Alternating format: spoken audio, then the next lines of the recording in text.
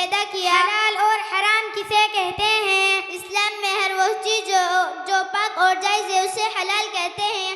اسلام میں ہر وہ چیز جو ناپاک اور ناجائز ہے اسے حرام کہتے ہیں۔ مسلمانوں کی کل کتنی عیدیں ہیں؟ اسلام میں مسلمانوں کی 2 عید ہیں۔ پہلی عید عید الفطر یعنی رمضان کی عید، دوسری عید عید الاضحیٰ یعنی بقرعید۔ بدعات کس چیز کو کہتے ہیں؟ بدعت ہر اس چیز کو کہتے ہیں جو آپ صلی اللہ علیہ وسلم کی وفات کے بعد ثواب کی نیت سے ایجاد کی گئی ہو۔ کیا اللہ کے علاوہ کوئی غیب جانتا ہے؟ اللہ کے علاوہ کوئی غیب ہرگز نہیں جانتا۔